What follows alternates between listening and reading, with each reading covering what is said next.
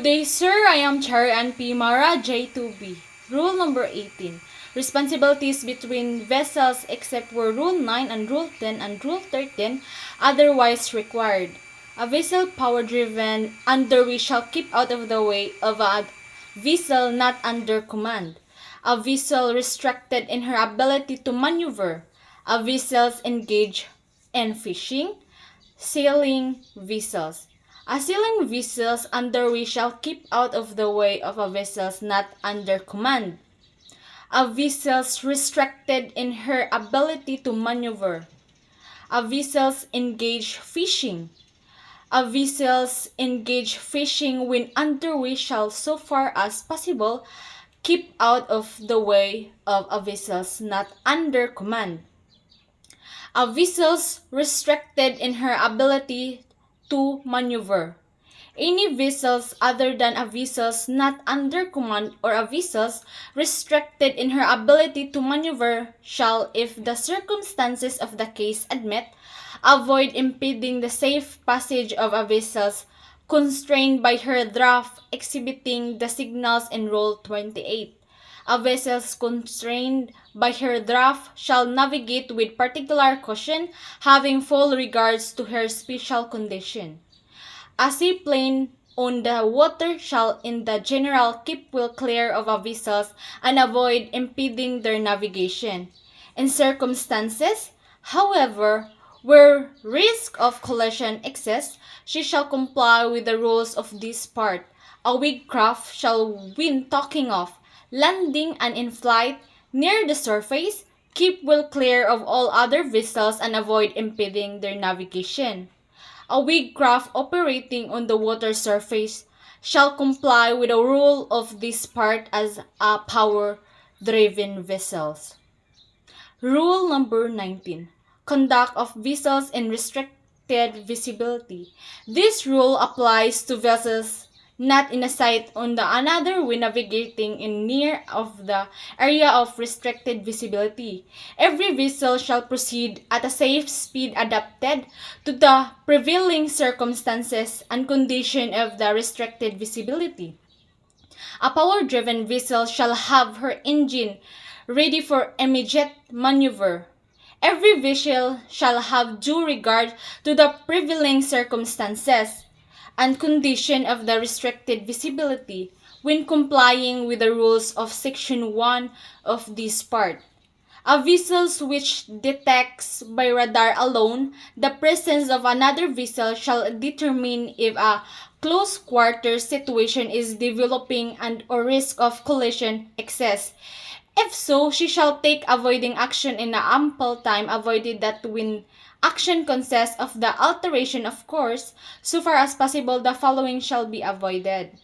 An alteration of a course to port for a vessels forward of the beam other than for a vessels being overtaken, an alteration of course toward a vessels abeam or above the beam, except where it has been determined that a risk of collision does not exist.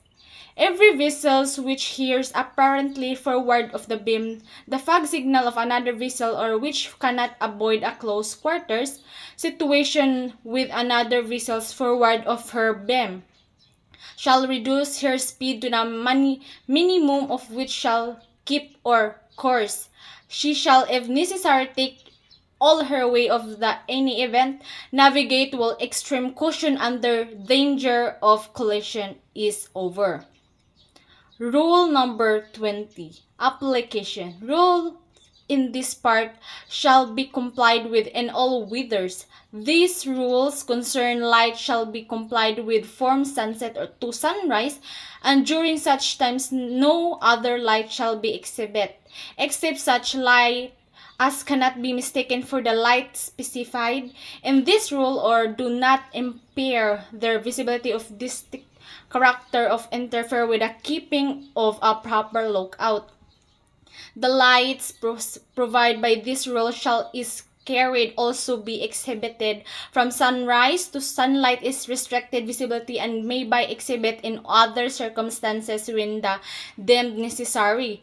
The rule concerning shapes shall be complied with a day. The light and shapes specified in this rule shall comply with the provision of Annex I to these regulations. Rule number 21. Definitions. Masthead light means a white light placed over the fore and aft central line of the vessel, showing an unbroken light over an arc of the horizon of 225 degrees and so fixed as to show the light from right ahead to 22.5 degrees above the beam of either side of the vessels. Side light means a green light of the starboard side and a red light of the port side, is showing an unbroken lights over an arc of the horizon of 112.5 degrees and so fixed as to show the light from the right ahead to 22.5 degrees above beam of the respective side. In the vessels of less than 20 meters in length, the side light may be combined in one lantern carried off the fore of the aft central of the vessels.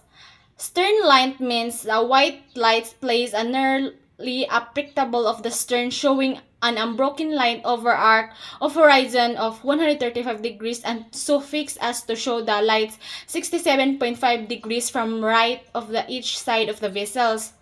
Towing lights means a yellow light having the same characteristic as the stern light defined in paragraph of this rule. All around light means a light showing an unbroken light over the arc of horizon of 360 degrees. Flashing lights means a light flashing of the regular interval at frequency of 120 flashes or more per minute. Rule number 22. Visibility of lights.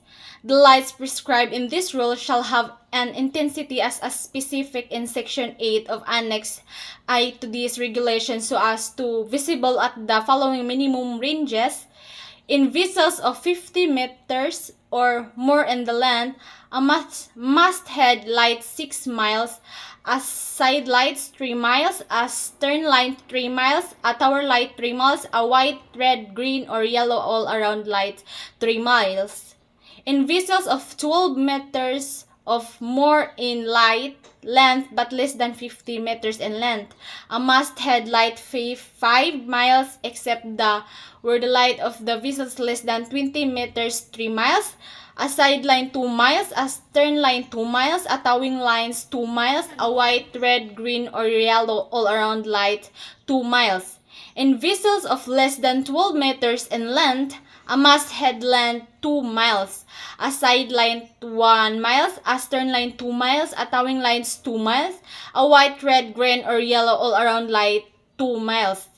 In conspicuous, partly submerged vessels or object being toward a white all-around light and 3 miles. That's all, sir, and thank you for watching.